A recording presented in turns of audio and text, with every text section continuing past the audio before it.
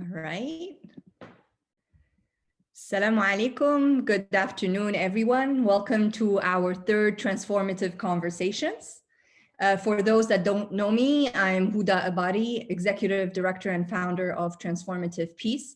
Transformative Peace is a mission-based organization that works on inclusive peace building, women, peace and security, and rights-based approaches to violence prevention. Today's topic is one that is particularly close to my heart, which is women's meaningful role in peacemaking. Study after study demonstrates that women's participation in peace processes is fundamental in reducing conflict and building transformative and sustainable peace. When women play a critical role in the negotiation process, the probability of reaching a final agreement is much higher than when women are either absent or have played a very minimal role. The same applies to the implementation of peace agreements. However, we have seen that there is a lack of political will from national governments to meaningfully engage women. For decades, women's rights have been used as bargaining and negotiating tools by both internal and external forces. Women continue to face patriarchal gender norms and social political constraints. They've been sidelined, underrepresented, and also pushed into supporting roles. UN Women reports that between 1992 and 2019, only 13% of negotiators and only 6% of mediators were women. In parallel, 7 out of every 10 peace processes did not include any women mediators or women signatories. So today we are incredibly fortunate to have with us my very dear colleague and good friend, Karin Ryan. She is the Senior Advisor for Human Rights and Special Representative on Women and Girls at the Carter Center. Karin has served at the center since 1988, advising President and Mrs. Carter on human rights issues. She has represented the center in negotiations at the United Nations, addressing the rights of women, human rights defenders, the establishment of the International Criminal Court, and the UN Rights Council. Karin has convened the annual Human Rights Defenders Forum since 2003, and if you have not attended, I highly encourage you to do so. It gathers courageous activists and leaders from around the world to examine pressing challenges for human rights movements. Karin, a very, very warm welcome, and many thanks for your willingness to share with us your experiences and knowledge. It's been a while since we last worked together, so I'm incredibly pleased to have you in these conversations. Thank you. Well, it's really wonderful to see you, of course. We miss you at the Carter Center, and it's my pleasure to be here. It's one of my favorite topics, so thank you for inviting me. Oh, thank you. Thank you for attending. So, Karin, I was thinking that first, before we start speaking on substantive issues, could you just define for me what is for you equity? When you think of the word equity, what do you think of? You know, equity really has to do with when every person has the equal ability to thrive and to be well, to have to enjoy their life, to enjoy dignity, human rights. So equity is when you look at a situation, you look around and you say, well, who's lacking in the ability, the right to live in dignity, all of the human rights that to which we are entitled? Who is missing those? And we have to, and looking around and say, what do we need to fix so that everyone has the ability to thrive? So when I think of equity, that's what I think of, because it implies action. We have to do something about the lack of, where some people are oppressed or without access to those things, to those rights, then that implies action. So that's how I think of it. That's great. One of the things that I really enjoy in our conversations is a lot of times you take it really from the theoretical to the practical, really, like how does it really play out, not just in terms of percentages or demographics. And the word dignity is absolutely very important. And I think it's an issue that requires much more attention in a lot of the initiatives that we work on. one of our favorite things a lot of times when we used to talk about it, you talk a lot about power. And one of my questions is, how can we really build transnational solidarity between the global north and the global south when it comes to women's rights?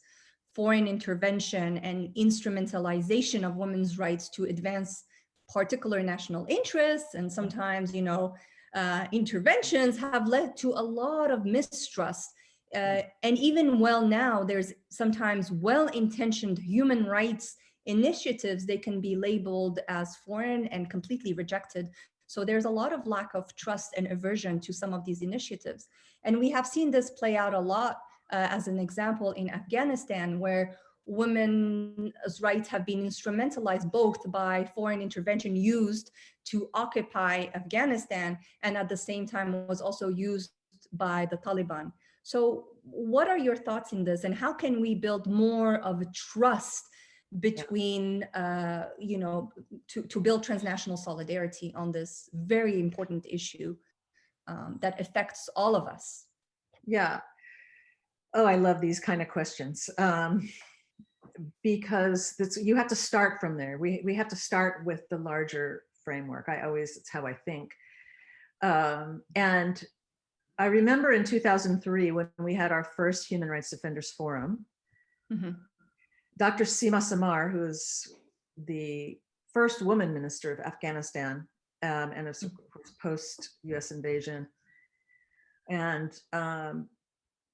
she raised this question. It was 6 months after the US invasion of Iraq, okay?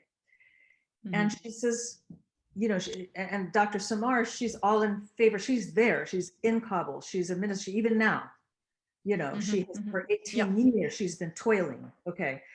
So, when we talk about foreign intervention and who's where and who's doing what, for her, it's all about what is going to happen right now to the citizens, civilians, et cetera, and women in particular. So it's not that she was averse to a US assistance, especially at the beginning of, in 2001. But first she said, we are at this turning point right now, and you can help us in a lot of ways. Yes, the international forces are here, but it can go either way. It can go either in a way where civilians are killed, where trust is eroded, or you can build trust with us. Mm-hmm. And that would have meant, at the time, this is what she said, there are many of us like me that are there. Mm-hmm. We are there. We're ready to build our country. Work mm-hmm. with us. Mm-hmm. And the second thing she said was, the only problem is that when the international community, meaning mm-hmm. mostly the US, mm-hmm. Invades another country, Iraq, in the name of democracy, in the name of human rights, in the name of spreading democracy and liberal democracy and the international order, mm-hmm. you undermine our project. Mm-hmm. Because then we who are fighting for democracy, we are put with the label Western agent. Absolutely. So this is a theme we've been hearing since now, of course, in the 90s, it was there too, because this is a long history. The United States has been using its power violently since the end of World War II in various ways that undermined the overall project of grassroots democracy. So, but it was so explicit then because we invaded a country on a false pretext. Even the UN Secretary General said it was an illegal invasion. Mm-hmm. So this smashed the trust. It smashed legitimacy. So when you talk about power, this is extremely important. Absolutely. Who has power? How do they have it? What is the basis of the power that people have, and how do they use it? This is the whole frame. So when the international community, and I always have to say it's mostly my country, so I have to start from that because I'm an American. Mm-hmm. And so, we're having this big conversation in my country about white privilege and white supremacy and how white Americans have to acknowledge our privilege, et cetera. Well, this is sort of that on a global scale. that as an American, I have to start by acknowledging that while my country has done many good things in the world, in the last 18 years, or 20 years now, coming up on 20 years in September, we went the wrong way, and we had this massive power called a military, the US, the strongest military in the history of the world, and we used it incorrectly and in a way that shattered trust. We could have used it. This is what Dr. Samar was saying. We could have partnered because there was global unity. So think about this. What is power and who has it and what is the basis of their power? After 9/11, when the US was attacked, the international community, including Iran, people in Iran and places where the Americans like to think of where we have adversaries, were in solidarity with Americans. Imagine, had we used that legitimacy and used our power to look around and say, okay, this is where Al-Qaeda is based. We've got to do something about that. Let's work with the people in that country, the Afghan people, and say, what do we got to do? How do we make sure there are no safe havens for terrorism? It could have happened. But now we're looking, at that time, there were small pockets of Al-Qaeda, right? In 2001. In little places, little stretch of land between Afghanistan and Pakistan, a little bit in Southeast Asia, little pocket cells. Now look at the map and see where Al-Qaeda and its spawn are thriving. Why? Because we can talk about that, I'll talk about that all day, so I'll try to stop talking now, but trust, that the authority to use power is the crux of it. If you use power without legitimacy, without the legitimacy of the people that you're affecting, the trust is gone. It's very difficult to rebuild it. Very concretely, I mean, it's sad in a way that in 2021, we're still talking about the same question that you had with your colleague and dear friend from Afghanistan, right? We're still there. We still have not solved this issue.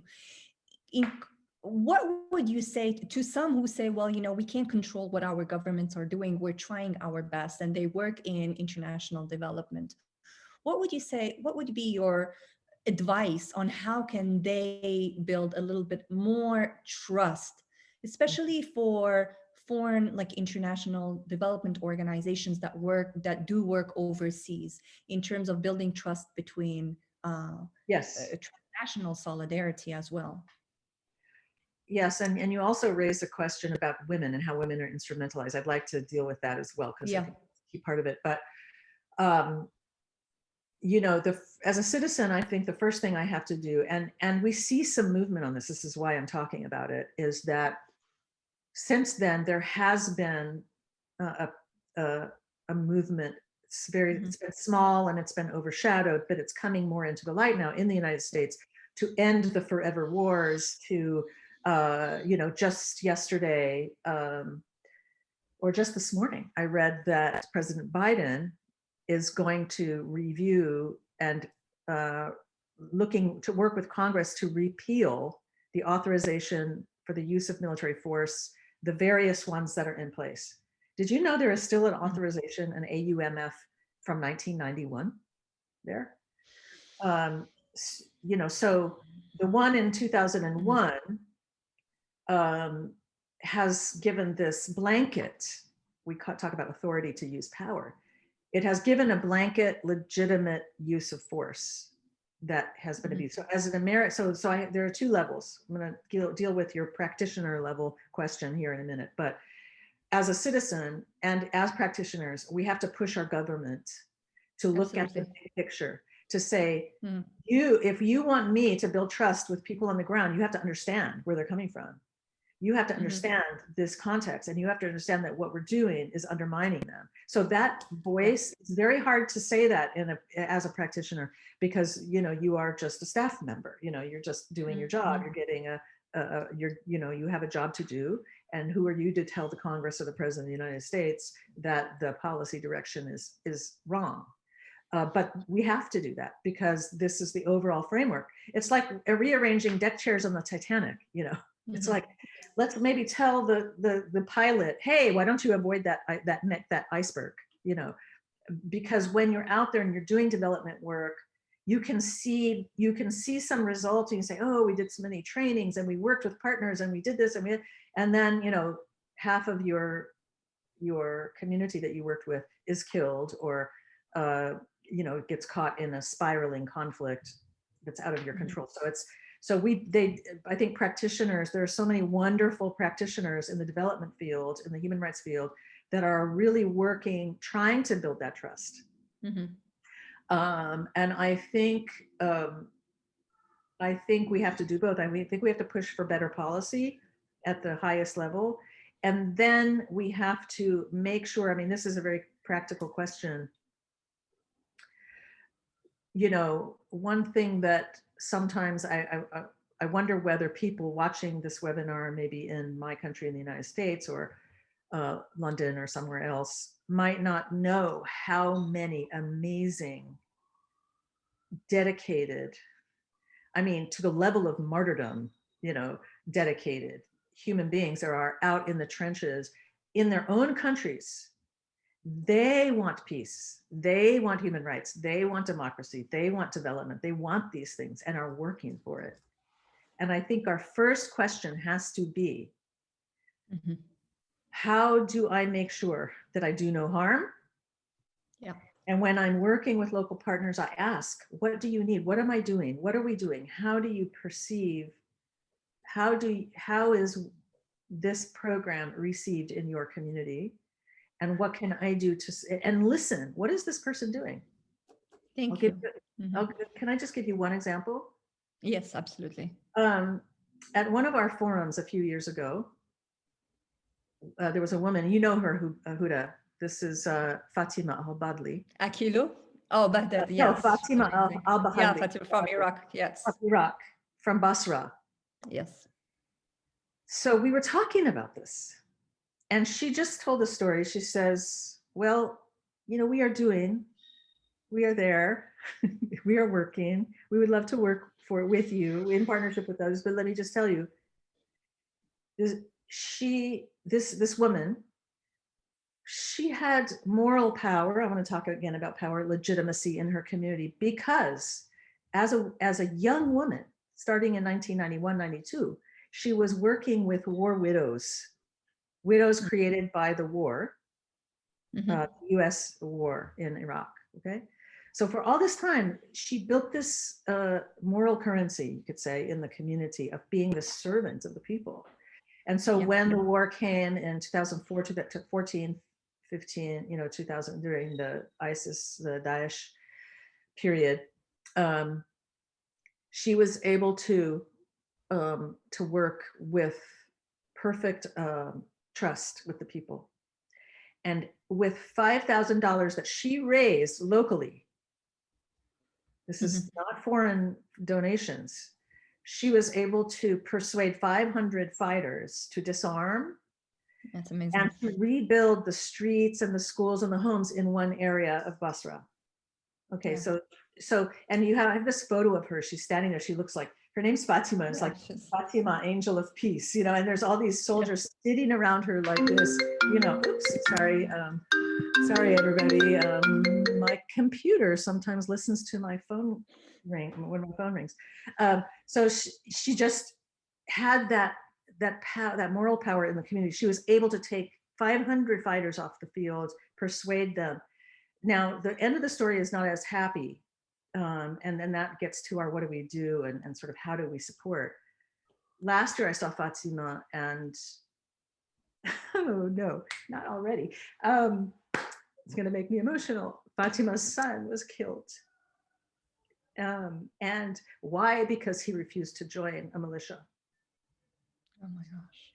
So, but she's there, she's working, she's still at it, you know, and you think, what is it that this woman has that she's able to continue? She lost her son, and she used to send me pictures of her son, and she was so proud of him, you know, and he refused to join a militia, and he was killed in her own home, you know.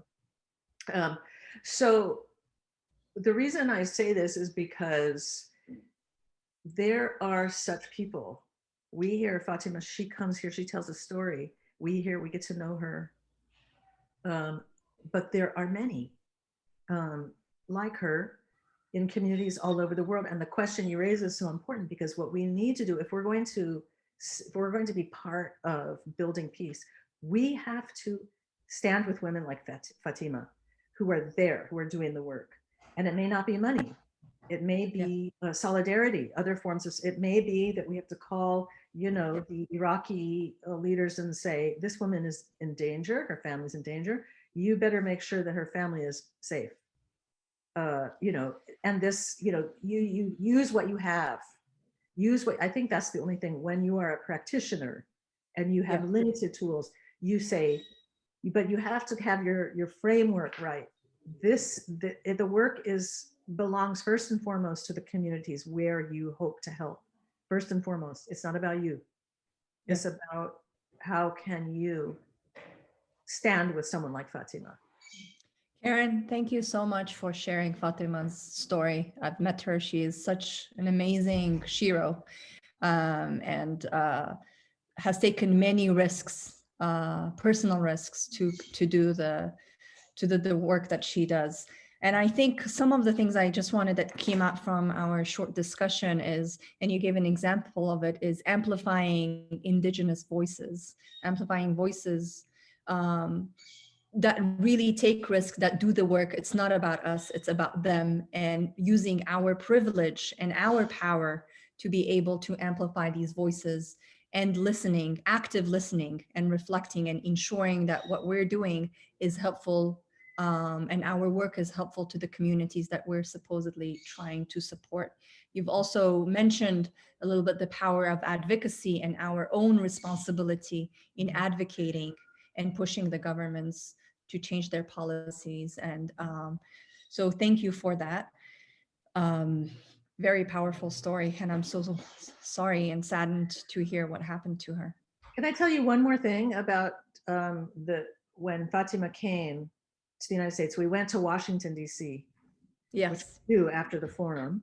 And thank goodness she came with us. She told the story and everybody was just, wow. What about all those billions we shoveled off the back of Humvees? It's like the billions of dollars, and this woman with $5,000 did more than we did. Was able to do. Yes. Exactly. And it's something for us to learn from, to be honest, like to be, I mean, really, we had meetings with senators and leaders, and this was like, wow, people were like, wow.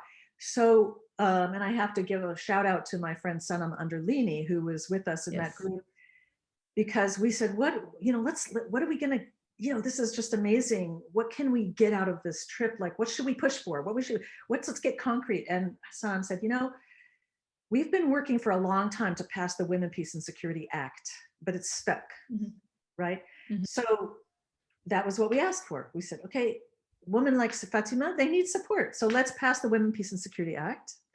And so that was 2016. So I think, I'm trying to remember when it was. So 2 years later, we started working on it then. And then to the point where President Carter spoke to the chairman of the Senate Foreign Relations Committee, Bob Corker, and asked him to bring this piece of legislation to the floor of the Senate. It was like hiding under stacks of bills that were waiting to go to the Senate. But a former president calls you on the phone, Bob Corker, and he admired him. He was Republican, but admired Jimmy Carter. He said, well, okay, I guess I got to do that now. And so then it passed. About pressure, And Barbara Boxer, worked on it. There was Jean Shaheen, who's the only woman on the U.S. Senate Foreign Relations Committee now, worked on it. But President Carter, it was really one of those most rewarding moments for me was when he spoke with Bob Corker, and Bob Corker said, yes, they passed the Women, Peace and Security Act. Donald Trump signed it. You just work with what you got. And and now last October, and so this was partly because of Fatima, because her story was so powerful.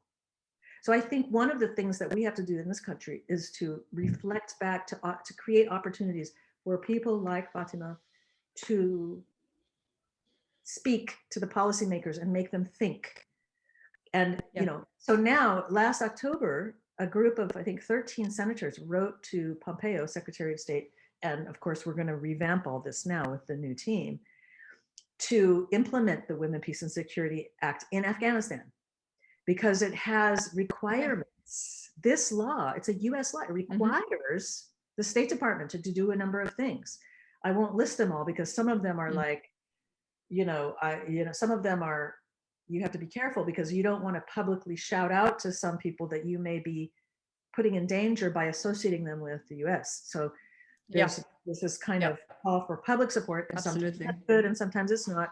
But the most important thing is listening, understanding absorbing and analyzing what local women peace builders are saying, but also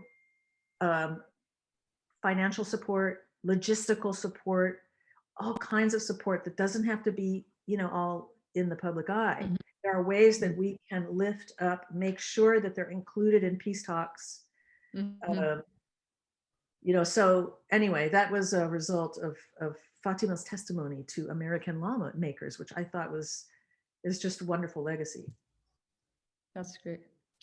I want us to move to women's role in women's meaningful, and I always stress on the word meaningful, women's meaningful role in peacemaking. So one of the challenges we have seen is when we try to ensure women's participation in peace processes on the ground is that a lot of times political actors rely on quotas and other mechanisms to kind of like tick the box for women's inclusion. But we know that women still face a number of structural and cultural and logistical barriers that prohibit them from participating in peace processes, either at all or in a meaningful way, even when equal gender quotas are established. In your opinion, like what are some of the barriers, but concretely, more importantly, I think we know what the barriers are. What can policymakers and implementing actors do to ensure women's meaningful participation in peace processes? What is missing what is missing from programs and current policies that we're seeing? So, because I mean, one of my challenges, sorry, Karin, I was just going to add, like, one of the challenges that I currently see is that even when we have this beautiful, sometimes legislation, the implementation is lacking. And I think that's one of the major challenges and issues. How can we address some of that? Right. So in 2000, the UN Security Council passed UN Security Council Resolution 1325, requiring this, mandating that peace process with women. So, and it hasn't really changed. It hasn't improved much. There are a lot of ideas, and I would send people to, I mentioned Sanam Anderlini. She and ICANN, the International Civil Society Action Network, have put together a beautiful project. There are a couple of them. But the Better Peace tool outlines how to go about doing this. And one of the things is to, require, like, for example, if you are the US delegation, you're Khalil Zad, you are the US ambassador to the peace talks of Afghanistan. The best way is to model. Khalil Zad should have, Palwasha Kakar, or I don't know if she's a US citizen, or somebody who is as part of the US delegation, women. Mm-hmm. As part of the US delegation, and model it. The UN facilitator, if it's a man, there should be more women and chief negotiators. But if it's a man, which it almost always is, he should have, Kofi Annan had Gracia Michelle in Kenya. He had her with him as a co-facilitator. This is how you model. This is how you model. So the international community can model this, and it can then require, because if we don't include it, we can't require the Afghanistan delegation to do it if we're not doing it. So that's the first thing. But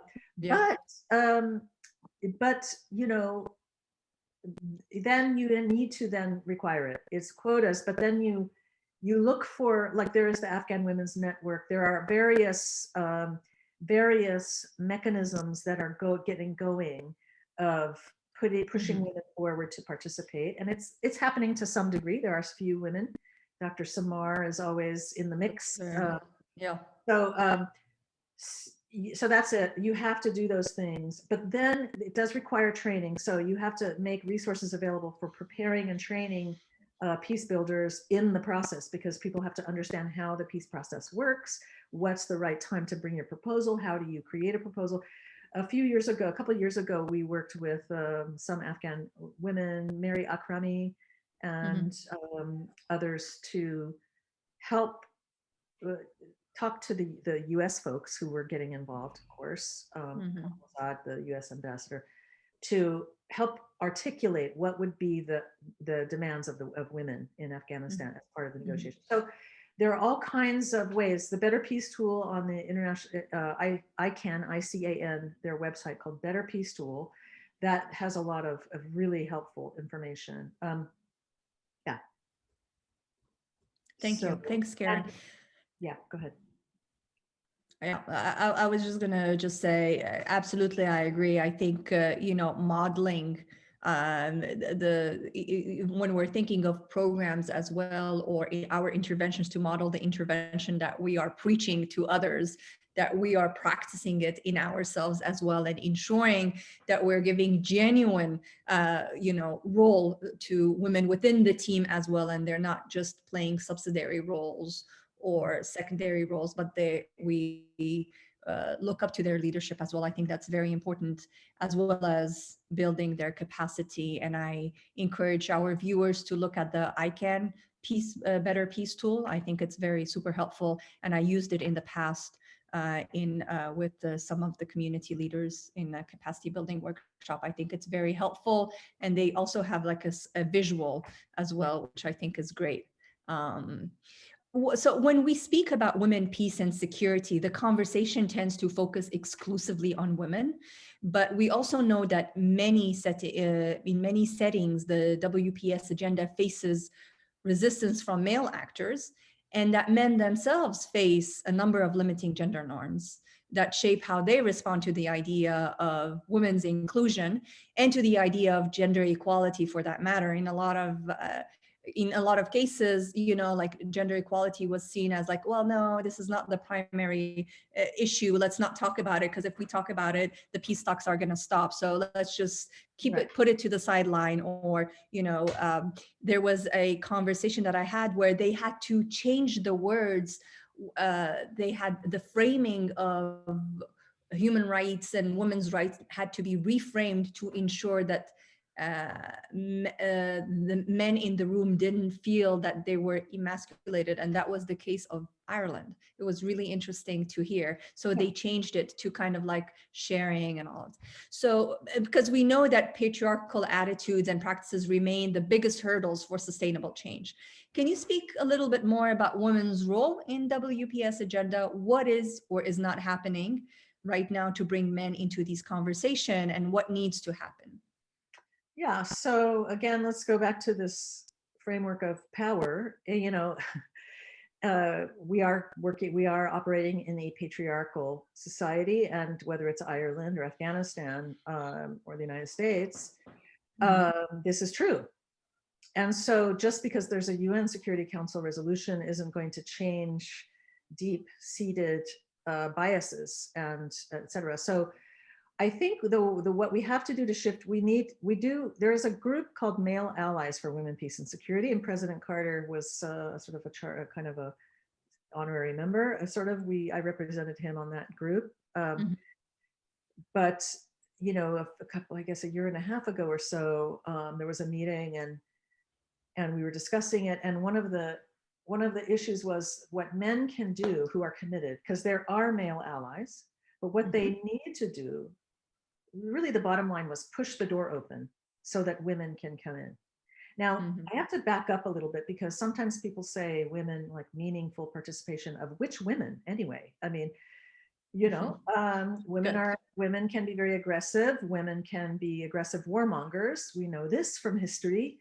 Absolutely. And sometimes the fighting by women is memorialized as great patriots. I mean, think of the Kurdish women who are fighting so bravely against Daesh.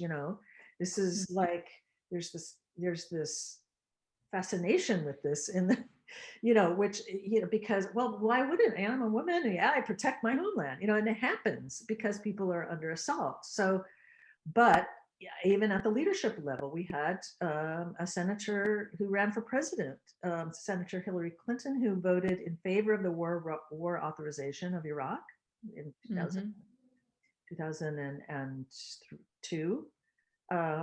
And, and this, so when we talk about women, peace and security, we have to remember that what this is about, you asked about equity at the very beginning. The issue is that half of the population are excluded.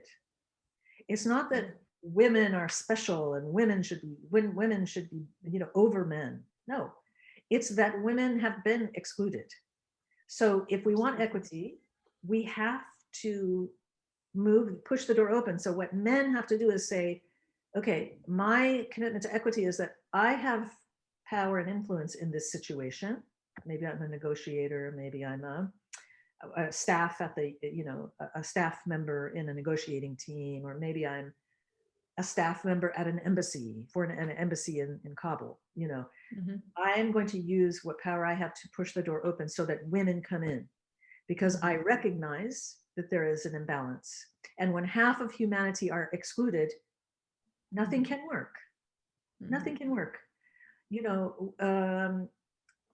Women, not without essentializing women, because we're not doing that here, but women most of the time occupy, a space in society where you know things, you hear things, you get a sense, what's happening down the road. You hear, you understand the relational networks, etc. And this is it because you're listening, your antenna are up as a mother, right? And I'll just speak as a mother. I'm not a non-mother, so I'm not speaking for non-mothers, but non-mothers have also too. But as a mother, you have your antenna up all the time, right? So this is if we're looking for peace, we should see this as a great opportunity. It's like, oh, there are, in the city of 1 million, there are 500,000 people with antenna who understand, who see, who hear, who smell, who can say, oh, this is happening over here. We've got to make sure, and the vast majority of those women with antenna are not interested in having their children die on the street in battles with troops or going off to the battlefield. No. Women, just like anyone else, will be proudly standing behind their daughters and their sons who fight to protect their communities, because we all do. That's patriotism. But they're not wanting their children to die and to be pulled into violence. They're just not. So this is an advantage for those who want to this is how we have to frame it. Not, oh, you've left us out, boo, poor us, we're excluded. Please let us be at the table. No, it's not about that. It's about when half of the community is left out, it's not going to work.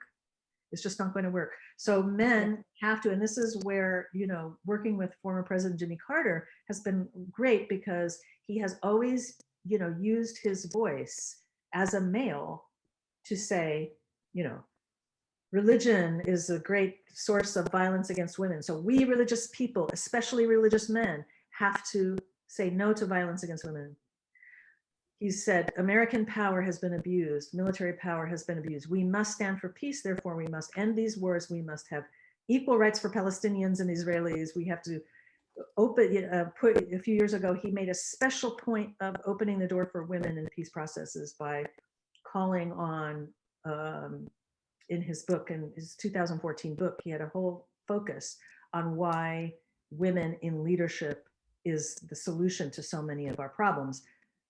Conflict, political polarization, poverty, all of these problems. And so I'm proud to work with a man, former president, who is willing to use his voice to push the door open for women.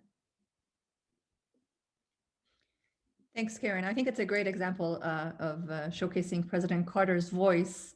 That is incredible, but to show an example actually that it can be done, and absolutely inspiring to work with him and to see the passion that he has to building a more equitable and peaceful world, really, and If using it's his okay with, voice to. yeah, if it's okay with you, I'd like to segue because in that sense, we brought a woman from Yemen because we're. Is it okay if I speak about this now? Absolutely, yes, Yeah. yes. Go ahead. So one of the ways that he has done this, and it's just been so wonderful to be part of, is convening the Human Rights Defenders Forum at the Carter Center.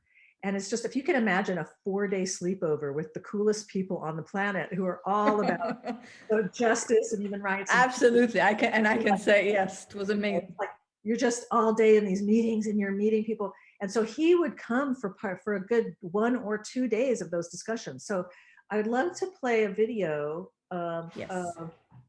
of Mona Lukman, who is a leader from Yemen who participated in our forum.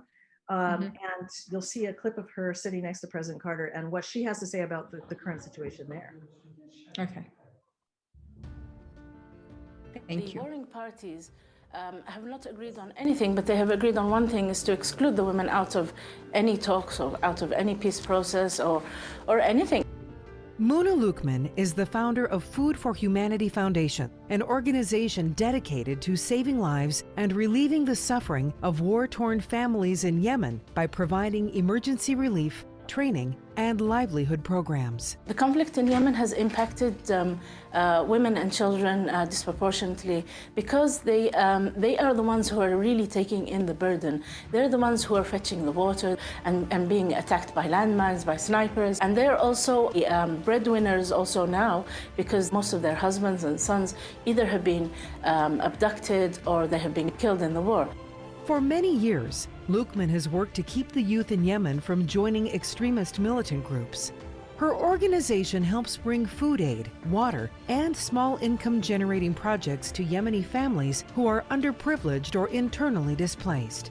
Now, she's proud that she's been able to join with other organizations to help give the women of her country a voice. The international community is taking a more serious step, and we want them to push even more for dialogue. It can be overcome by an inclusive process. That's the only process that will really work with Yemen. As co-founder of Women's Solidarity Network, Lukman is working hard with her group to end the fighting, build peace, and improve living conditions. We're not waiting for the peace talks or anything. The women in Yemen are getting more and more knowledge, and they are also getting more recognition from the international community. Lukman is pleased that the international community is changing the way the women's movement for peace is being perceived. And although she's encouraged that the UN envoy to Yemen has been consulting with women's groups, she wants even more participation for the women of her country. But we don't want to just be consulted. We really want to be at that table, because at the table where the decisions are and the destiny of millions of Yemenis, we need to be there. So that's what we're fighting for. We hope to get there.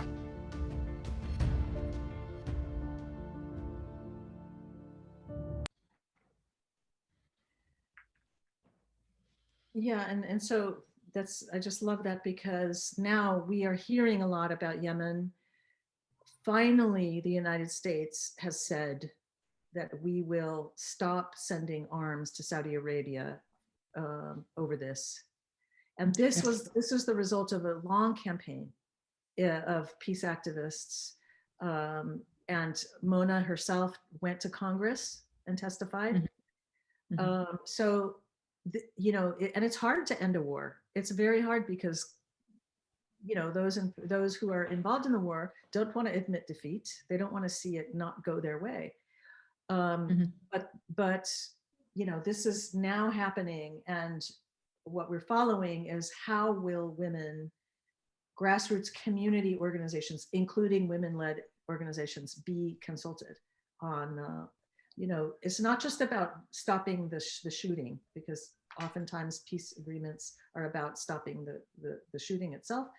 But a peace process has to at least lay the groundwork for a peaceful society, and women bring the knowledge about how do you rebuild Where do you begin? Yeah. Where are the schools? Where should be the schools?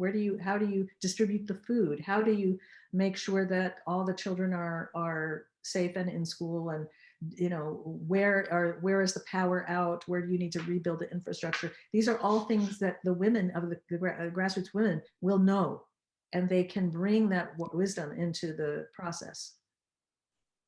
I think one thing that stood out for me is when she said that we don't want to be just consulted, right? But we want to be at the table where the decisions are happening. And I think that's something that is absolutely important. And a lot of times we talk about, all these mechanisms where you consult with the woman, but they're not in the decision-making table. And I think for her to push, it just hit me. But also one thing that is also interesting that comes out is a lot of times unconsciously when we talk about women in peacemaking processes, we associate it with them speaking about, well, women's rights, women's issues. And it's like, no, it's not just about that. But, it's like you said, it's women are half of the population. We can talk about food security. They're like the #1 victims of war. We can talk about them taking a role in peacekeeping and ensuring, talking school and education. It doesn't have to be, their role should not be limited to, okay, let's just talk about, women's rights or women's issues. And okay, we tick the box and they've participated. So I think it's also really important for us to remember that. And she showcases it even with the work that she does in terms of food distribution and advocating for war to stop in Yemen. I have one last question, Karin, before I open it up to the audience. And it kind of flows really nicely because you've mentioned President Carter and his book when he spoke about the role of religion and specifically the role of faith-based leaders. And this is a little bit where I want to head. Religion can basically plays an important social role in many countries around the world. It can have both an empowering and also disempowering implications for women's participation in peace and security, but in general, I would say. With this in mind, how can we engage faith-based leaders to harness religion as supportive and a positive force? And how can we ensure that we don't look at, specifically in the West, a lot of times there's this more kind of like it's more natural to take a secular approach, which in a lot of cases doesn't work because religion plays an important role in many societies globally. So how can we, what are your thoughts in this, specifically having President Carter speak about this issue a lot? It's interesting because this has been very challenging. When we first started focusing on faith, the role of faith, we got a lot of pushback by our allies and colleagues in the human rights world. But because Jimmy Carter is the former president of the United States and himself a Christian, but not just that, he's a person that people know as a moral person. That when he was president, he held our allies and adversaries to the same standard. He pushed the Russians on human rights and he pushed Argentina on human rights equally. And so he worked for Palestinian liberation as well as peace, for peace and liberation for Palestinians as well as peace and liberation for Israelis. So he's a person that could talk about it with authority. We talked about authority at the beginning, right? Where do they get their moral power? In this case, power of argument, the power of the moral power. And so you take that, and then in the early, I think it was 2002, he and Mrs. Carter used their voice to leave the Southern Baptist Convention over the oppression of women within that organization. Women could no longer be pastors. They could no longer teach boys, males. There was a pronouncement made from the Southern Baptist Convention that they were offended by as not respecting the rights of the equality of women. So they left. He wrote a famous editorial. I think the title that the newspaper gave it was "Losing My Religion Over Women's Rights" or something like that. That's not his words. It's a headline that someone wrote. But and then he gave a speech some years later to the Parliament of World Religion and raised this question: if religion is the problem, it also must be the solution. Because you can't just wash away with wishful thinking from a secular perspective that this is not relevant, that religion, we don't like religion, we don't like how it interplays with the issues we work on, so we're just going to ignore it. Mhm. It's very sensitive and it's very delicate and dangerous sometimes to bring it in, because you're playing with fire sometimes. When you engage with faith Mhm. actors, they can use, it's, those who are not acting in good faith can act wrongly. So it's very sensitive and difficult. I'm not going to pretend that it's this, easy thing to do, but it's necessary. So what we would do is engage in conversations with people of faith and find out how are people coming from a position of faith actually aligning their life and their religious life with human rights, not aligning human rights with religion, because then you're backing into something. Rather, looking at those dimensions of religion that are supportive of human rights and bring out the beauty that's within the sacred texts about human dignity, about children of God being beloved, all children of God being beloved, and about justice. So, we have met some amazing people and organizations that are doing this. So for anyone who says, no, it can't be done, it's too sensitive, I talk about Tostan in West Africa, where a girl died from genital cutting, genital mutilation, and the women went to the imam and said, "We want to stop this. We don't want to cut our girls anymore." And the imam said, "Well, how do we do that? Because if our girls aren't cut, they won't be marriageable." So they started a process that took years to develop of engaging the community in a values deliberation to work with the Quran and say, oh, these justice, what is justice? And who gets to enjoy justice? Who can who can eat the fruit of justice? Oh, everybody? Well, what about the little girl who died from this thing, which by the way is not religious but cultural, but was justified religiously? So this has led to this movement of religious people, and in these communities in West Africa, it's the imams and the traditional women who were doing the cutting, who led the campaign to end genital cutting, because they were able to affirm within their religion and within their belief system the inherent dignity of all. So it has to be, you have to flip it so that you are pulling and not just proof texting. That's a dangerous exercise, because you bring a scripture, someone else brings a different scripture, you have the battle of the scriptures, and that's not productive. So, but it's showing and really lifting the discourse. Who, if you believe in God and you believe that we are all children of God, which of the children of God are not deserving of justice, or not deserving of mercy, or not deserving of dignity, and how do we engage that conversation? So the results of some of the work we've done was, I can just tell one story, is this couple that one is the imam and one is his wife, and she is they are like a pair. They both went through this training in Senegal, in Tostan, and they went back to Nigeria, and this imam is over hundreds of other imams. He brought in a gynecologist to speak to the other imams and say, look at the physical, we're going to show you the physical, here's a picture of the process, and this is what the physical results are when girls are cut this way. These are the physical ramifications of the pain and the suffering and And in your Friday sermons, you will talk about this, you will say, and he was in charge of them. So he was able to say that this is something this is an old practice. It doesn't come from Islam. It's not in the Quran. It's something that we can change. And then as a result of those discussions, you saw a steep decline in domestic violence, in violence against women and children by men, because the conversation was it was lifted, and it had all these consequences. So there are other examples, but we have to, and it's not easy, then because you'll run into other issues where you have disagreements still with these religious figures. So you have to be prepared to keep at it and keep your eye on the prize. Human dignity, all of us, each of us.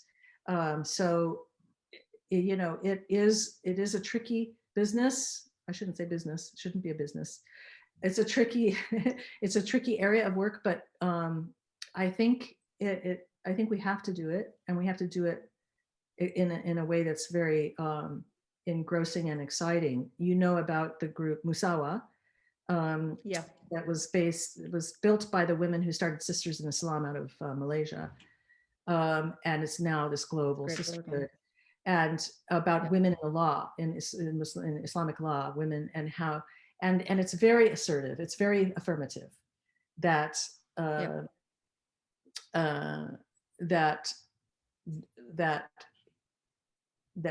Islamic life can be aligned in this way. And they're challenging polygamy, they're challenging family law, inheritance law, they're challenging various various texts that some people claim justify domestic violence. They're challenging all these things, but with scripture and as devoted Muslims. So this is crucial. I think that's really important. And also the distinction between cultural norms and the role of religion, and the fluidity of cultural norms, and the mixing between religion and culture, I think is very important, because a lot of times things get to be called under the name of religion where it's much more cultural.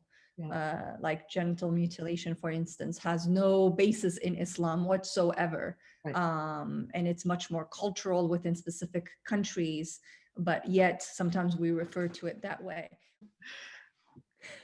Well, thank you so much, Karin. It's definitely the role of religion. Maybe the next webinar should be on the role of religion.